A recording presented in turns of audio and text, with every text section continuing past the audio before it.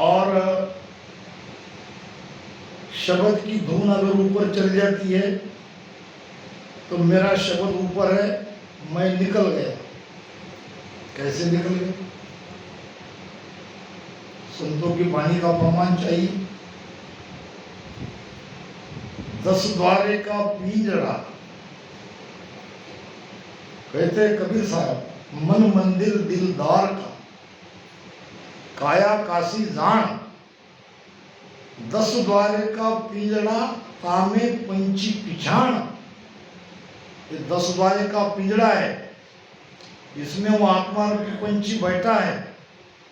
पिंजरा का मतलब क्या है? पिंजरा का मतलब है बंधन। क्यों बंधा है?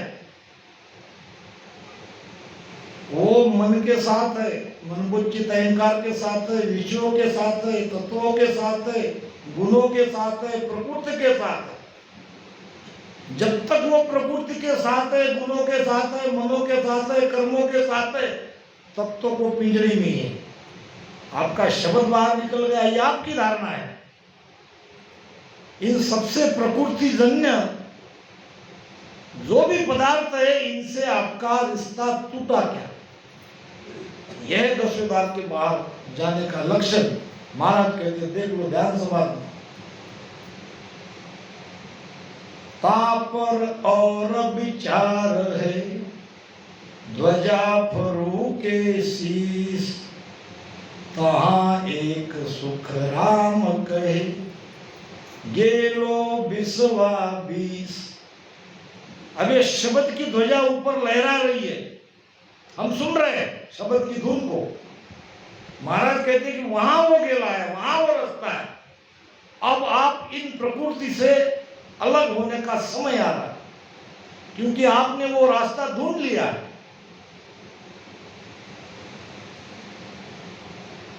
ताप पर एक विचार है, ध्वजा फरू के शीश, और तहां एक सुखराम कहे, गेला विश्वा 20। 100% नहीं, 101% वहां वो 10वां द्वार का रास्ता है। रास्ता कैसा है, ये बात हमारे एकनाथ बापू ने कही थी, कहते कहते बहुत बढ़िया कहा।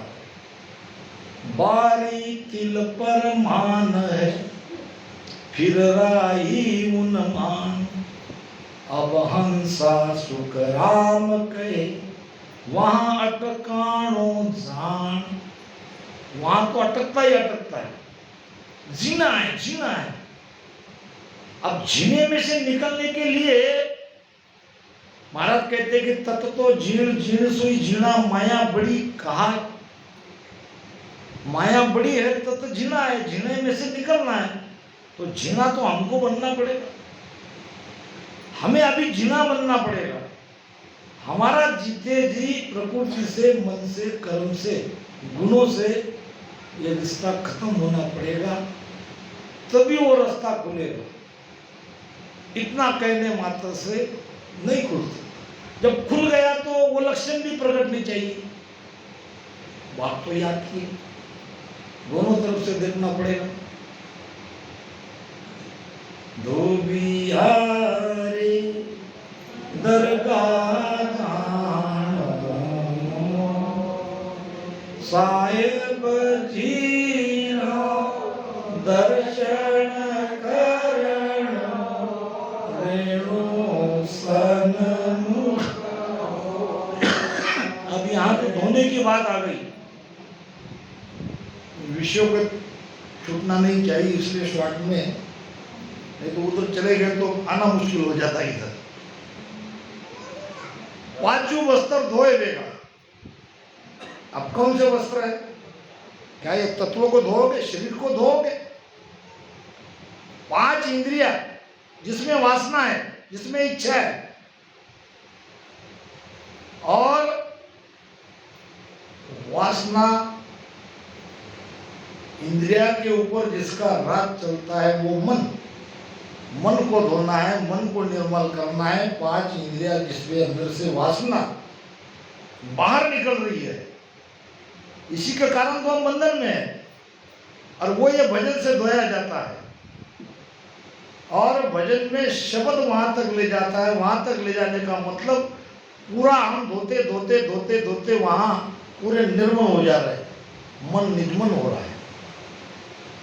ऐसी हमारी धारा है। तो महाराज कहते हैं रच मच लागा नावसु भोला जुग माया रच मच लागा नावसु भोला जुग माया सो साधु संसार में उलट गगन सिराया। देखो दोनों बाजू महाराज के हर ज्ञान में आ रही है। रचमच लागा नाव सु, नाम के साथ रचमच है, एक क्षण में नाम को नहीं भूलता है। अब भूला क्या फिर? जुग माया, माया क्या है? माया माया सब कहे, माया चिने न कोई, जेती मन की कल्पना से सब माया हो। क्या भूला? अरे अपने मन को ही भूल गया, मन ही तो माया है। माया मन कोई अलग नहीं है, मन जैसा कहता है। अब मन को ही भूल गया तो नाव में रचमच लगा। मन के साथ भी प्रेम है, नाम के साथ भी प्रेम है, ये तो हो नहीं सकता। और केवल कहने से मेरा शब्द ऊपर पीछे से चल गया। महाराज कहते हैं कि ये जबकि माया तुम भूले हो तो तुमको कहने की आवश्यकता नहीं, तुम पीछे से ही चढ़े हो, तुम्हारी सुखमना खुली, ये उसका प्रमाण है। जो कहता तू ही चले ताका क्या कहिए, ये बात महाराज कह रहे हैं कि अब जैसा वो कह रहा है उनके आचरण से, स्वभाव से, लक्षण से उनकी ध्यान की स्थिति भी पहचानने में आती है। पहलो पर जो ज्ञान है, दूजो अनभे जान, तीजो सो सुग्राम कहे हंस चढ़े आन। तीन परिचय बताए। पहला पर्चा है ज्ञान कौन सा दे रहा है। वाणी सामने रख के अगर मद ज्ञान चला रहा है तो पहले पर्चे में गाड़ी खत्म हो गई। उनके मुख से ज्ञान कौन सा निकल रहा है, अन्न में खुली क्या? 2 घंटे तक प्रवचन किया, सुरती शब्द के बारे में बताया नहीं, ध्यान के भेद में कुछ कहा ही नहीं। वाणी सामने रख के साग भी पढ़ रहे हैं, मगर साग को वहीं रख के अपना इधर उधर का ज्ञान उसमें लाके घुसेड़ देते हैं। यह है पहला परिचय, क्योंकि वो नहीं जानते। समझ लेना चाहिए, बार बार संधि मिलने पर भी ज्ञान उनके अंदर से वो निकल नहीं रहा है, खुल नहीं रहा है, तो पहला परिचय ज्ञान है। दूजो अनभे जान, उन्होंने जो हमें भेद बताया है वो भेद से भजन करने पर हमारे भीतर में वो शब्द जागरूक होता है कि नहीं होता है, ये दूसरी परीक्षा है। और केवल 2 ही परीक्षा में महाराज रुके नहीं कि जो सो सुख राम कहे हंस चेहटे आ। क्या शब्द है, अच्छा चेहटे। हमारे भाषा में उसको चूटे कहते हैं, आप क्या कहते हैं ये नहीं पता मुझे। चिपक यहां बिना बुलाए, जैसे दीपक, और वो क्या कहते हैं उसको, जो नर को होने लिखो सो मत आवे दाय, प्रभाते नर ऊट कर वाही करे उपाय, वाही करे उपाय परत चुके नहीं कोई, होय पतंगो जीव जले दीपक के माई, जले गड़े सुखराम कहे परत न काची खाए। यानी वो पतंगा देखते हैं, एक नहीं हजारों, वो जाके दिए में जल रहे मर रहे, दूसरे भी देख रहे फिर भी जाके जल रहे। क्यों? आशिकी, प्यार, प्रेम। वहां जो प्रेम मिल रहा है दिए के पास वो और कहीं नहीं मिल रहा है। इसलिए अपनी जान की परवाह किए बिना जाके वहां पे चिपक रहे, मर रहे, फिर भी कच्चापना नहीं आ रहा है। यह है तीसरी परीक्षा। क्योंकि आएंगी बुलाने की आवश्यकता नहीं है। लोग साधारण नहीं है, हमारे राम सिंह दुर्गे पता है। तो ये हर जगह महाराज ने रचमच लागा नाव सु भूला जुग माया, सो साधु संसार में उलट दिगन सिधाया। ब्रह्मांड उनकी चेतना, शब्द नहीं कहूंगा मैं, शब्द ले रहा है हमारे चेतना को, हमारे प्राण को। उनकी चेतना पूरी की पूरी पिंड से ब्रह्मांड में जाके चली गई, समा गई। अब ये खाली हो गया।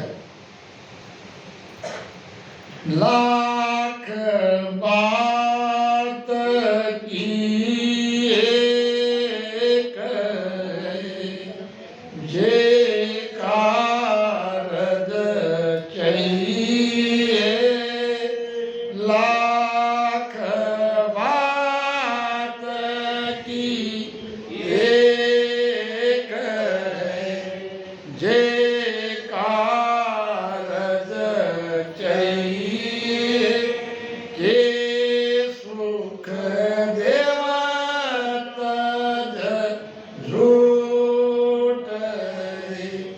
सिमरण सच गई के सुख देव तज झूठ, सिमरण सच गई। देखो कितना अद्भुत ज्ञान है महाराज। संत राबिया के यहाँ एक संत आए, संत क्या सत्संग, संत आते ही रहते हैं। और रात में सत्संग हुई, ज्ञान चर्चा हुई। अब सुबह उठ के संत लोग तो भजन ही करते हैं।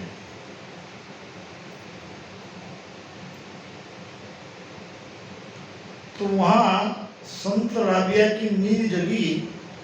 दूसरे जो संत थे उनका नाम था फरीद। सूफी मत में, मुसलमान में भी काफी संत हो।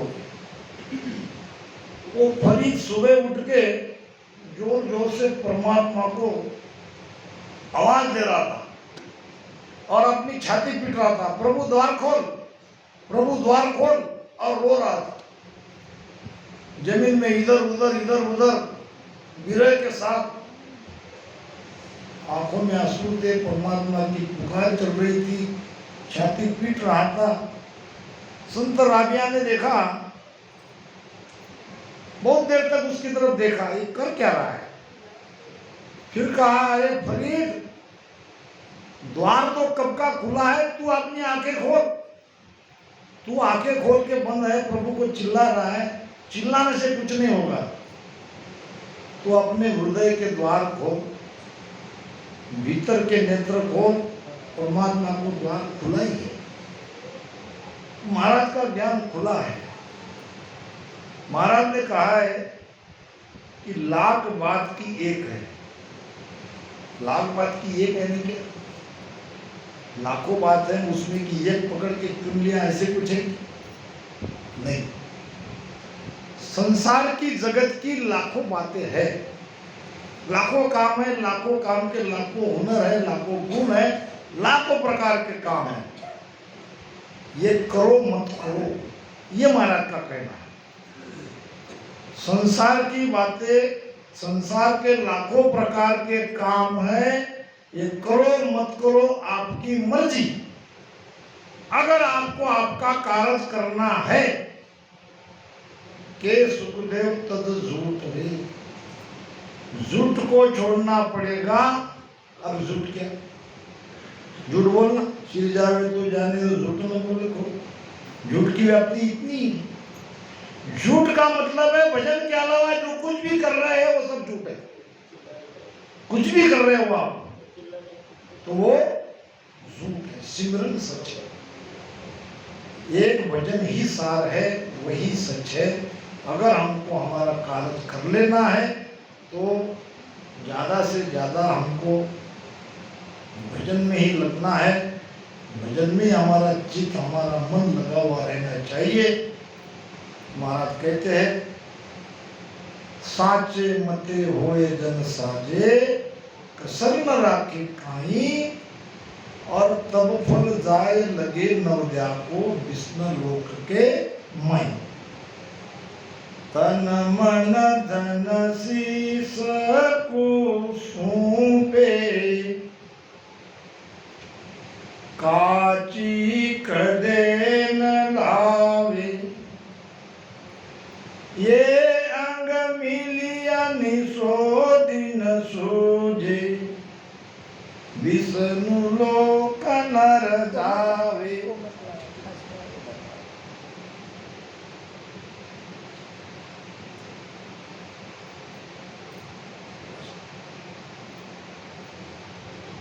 तन मन धन शीश को सौंपे। अब ये शीश क्या है? तन मन धन तो समझ जाएंगे, बहुत जगह बात आती है। यहाँ बात आई है शीश। शीश का मतलब है, और शीश का बड़ा खतरनाक है। शीश को सौंपना इतना आसान नहीं है। तन भी दे देगा, धन भी दे देगा, मन भी दे देगा। एक मुगत तो मन की है, एक देह की होए, और एक मुगत तो जीव की रे जन्म धरे नहीं कोई। जीव की मुक्ति करना है, जीव बंधन में है। मन की मुक्ति नहीं करना है, वो तो अनायास हो ही जाती है। तन की मुक्ति नहीं करनी है। जीव की मुक्ति तब होती है जब हमारा अहंकार खत्म हो जाता है। अहंकार से तो जीव बना है, अहंकार से ऊपना पांच तत्व प्रमाण, अहंकार से तो ये पांच तत्व बने हैं, और पांच तत्वों में एक चेतना आने से जीव में, जीव भाव में हम आए हैं। भजन कितना भी करो, कितने भी ऊंची जाओ, अहंकार अगर है तो जीव अभी हो। जीव का जीवपना नहीं मिटा है। भगवान गौतम बुद्ध के पास एक सेठ जी आए। अनायास हमको संत मोहनदास जी महाराज की याद आती है। क्या प्रमाण देते थे। मैं अपने आप को बड़भागी समझता हूँ। मेरे जीवन के 9 साल मुझे उनकी सेवा में, उनके सानिध्य में मिले। एक सेठ जी आए, प्रसाद का डिब्बा, नोटों की थैली और फूलमाला लेके भगवान गौतम बुद्ध के पास में अब खड़े रहे। फिर चरण स्पर्श किया, गले में माला डाल दी। अब इसका मतलब तो काम हो गया। संत का यही तो हम करते हैं। भगवान ने कहा डाल दो, शेठ जी ने विचार किया डाल दो, अब क्या है मेरे पास डालने में।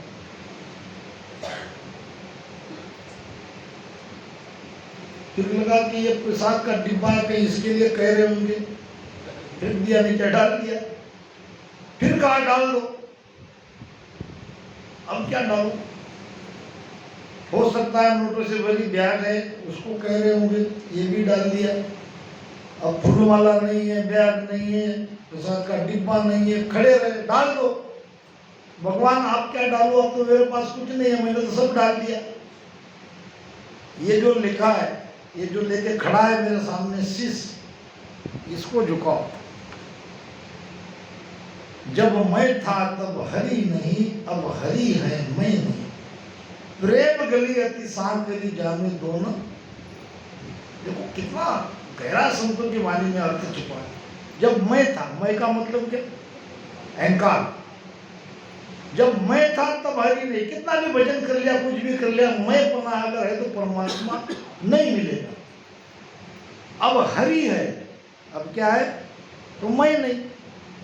मैं खत्म होने के बाद ही तो हरि मिला, क्योंकि ये अति सांकरी है, छोटी है, यहाँ दो नहीं आ सकते। मैं और परमात्मा दो एक जगह नहीं रह सकते। माता कौशल्या ने भगवान राम को पूछा, बेटा तुमने रावण को मारा? भगवान राम ने कहा, हाँ माता, महापराक्रमी, अति बलशाली, 4 वेदों के ज्ञाता, प्रधान पंडित, ऐसे रावण को मैंने मारा। क्या कहा? ऐसे रावण को मैंने मारा। किसने मारा? दो भाव है उसमें। भगवान राम ये नहीं कह रहे कि मैंने मारा, उसके अंदर मैं था, अहंकार से वो मरा। अगर अहंकार नहीं रहता तो इनकी क्या ताकत है उसको मारने की? तो शीश का मतलब क्या है? अहंकार शून्य होना पड़ेगा। केवल शीश झुकाने, इसलिए बार बार हम अष्टांग प्रमाण क्यों करते हैं? संतों के दर्शन में क्या लाभ होता है? हमारा अहंकार मिटता है।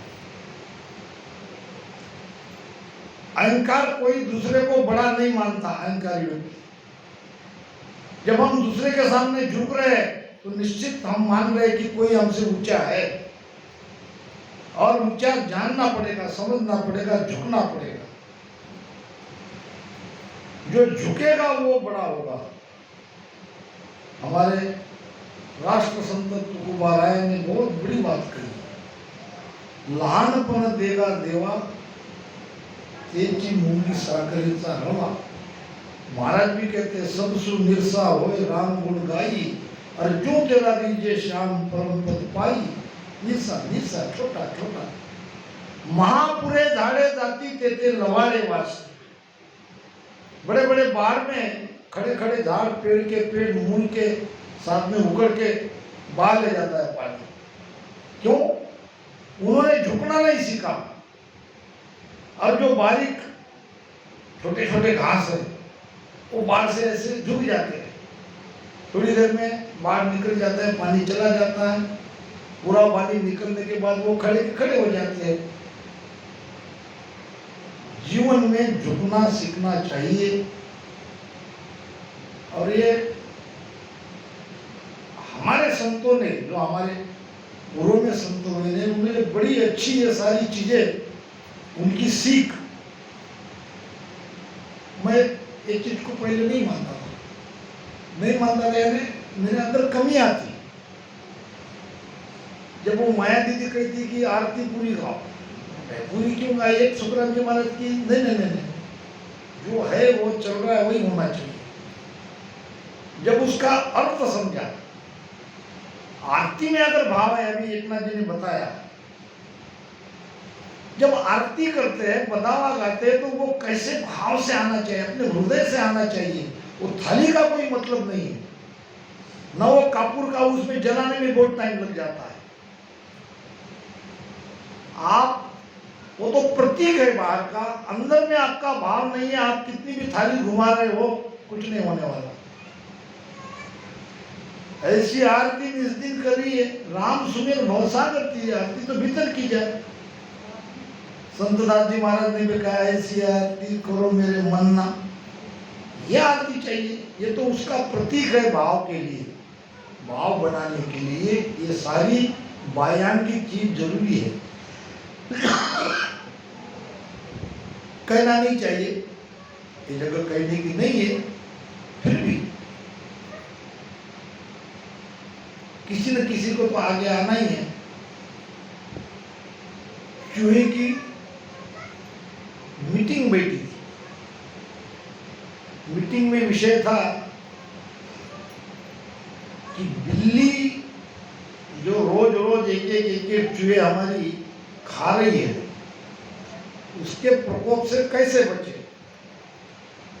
तो मीटिंग में एक बड़ा बुजुर्ग चूहा उसने प्रस्ताव लाया कि बिल्ली के गले में घंटी बांधना चाहिए, क्योंकि जब बिल्ली आ जाएगी तो घंटी बजेगी तो हम सावधान हो जाएंगे, चेतन हो जाएंगे। तो सबने हाँ में हाँ मिला दिया। ये होशियार चूहा था। उसने कहा बात तो बहुत बढ़िया है, आपका प्रस्ताव मानने लायक है, मगर सवाल एक है कि बिल्ली के गले में घंटी कौन बांधेगा? बांधने वाला तो चाहिए कोई। तो कहीं ना कहीं तो बिल्ली के गले में घंटी बांधना मतलब अपने आप को खत्म करना। तो ये तो काम करना ही पड़ेगा। बायांग जब करते हैं तो उनमें पूरी तरह से हमारे हृदय में वो भाव चाहिए, तब वो बायांग का महत्व है। मैं देखता हूं कि 2-3 संत दंडवत प्रणाम करते हैं, कुछ लोग बैठ जाते हैं प्रणाम के समय, वो भी मर्यादा के विरुद्ध है। सबको प्रणाम करना चाहिए, क्योंकि इसमें अहंकार हमारा मरता है। दंडवत प्रणाम अष्टांग प्रणाम है, वो सब हर अंग से। वो साकी याद नहीं, संतन की वाणी में अष्टांग प्रणाम के बारे में लिखा है। तो कुछ ही लोग दंडवत प्रणाम करते हैं, बाकी नहीं करते। ये बात न्यायिक नहीं है, न्यायोचित नहीं है। हमारी बहन बेटियों को छोड़ के बाकी हमको सबको, जो नहीं कर सकते, बुढ़ापा है, बीमारी है, वो बात अलग है। तो कुछ बातें, बहुत कुछ हमारे एकनाथ बापू ने कही दी, कहने का समय है इसलिए कही दी, अनायास निकल जाती है बात। तो ये बड़े काम की चीज है, हमको ध्यान में रखना पड़ेगा। तन मन धन शिशु सोपे काची कले न लावे, कच्चापना इसमें नहीं लाते हैं नवलिया भक्ति वाले। और बहुत अच्छी बात है, मैं जाता हूँ कभी कभी दीदी, वो लोग क्या करते हैं कि एक कोई ऐसा वीणा रहती है उसके पास में, वो खड़ा रहता है। अब जब दूसरा कोई आता है उनके हाथ में वीणा लेने के लिए, तो वो उसके पैर छूता है, ये उसके पैर छूता है। वहां बड़ा छोटा कोई नहीं, सीखने जैसी बात है। ज्ञान तो नहीं है वो, मगर रहना कितना बड़ा है, झुकना। बड़ा भी रहा 80 साल का बुढ़ा, तो वो पहले झुकेगा और फिर अपने आप में लेगा। तो कुछ बातें जगत में भी अच्छी है, वो धारण करनी चाहिए, क्योंकि हमको मन में परिवर्तन लाना है, मन का निजमन बनाना है। और ये इतना आसान नहीं है। जीव को बंधन से मुक्त करना है तो जीव के अहंकार, अंदर का अहंकार पूरी तरह से मिट जाना चाहिए। उसको कहते हैं 10वें द्वार के बाहर निकलना। 10वें द्वार तक अहंकार राज है। काल काल काल कहेंगे, राम राम लोग काल से बचो, ये बिल्कुल सत्य है। मगर काल कौन सा है? काल ने कैसे इस जीव को इस 5 तत्वों के शरीर में घेर के रखा है, बंधन पहले समझना पड़ेगा। बंधन ही नहीं समझेंगे तो उसको खुला कैसे करेंगे? तो भजन से ये सब होता है और दूसरा कोई उपाय नहीं है। अब गला उतना काम नहीं कर रहा है। हमारी बहन ने मुझे बढ़िया पानी ले ला के दिया है। मैं तो केवल यहाँ हाजिरी देने के लिए आया था। गुरुधाम में दर्शन भी हो जाएगा, और कोई अगर नए वक्ते में है तो जरूर यहाँ आके सेवा करे। नहीं तो थोड़ा और आधा घंटा ज़्यादा से ज़्यादा गाड़ी चलेगी, उसके आगे नहीं चलेगी।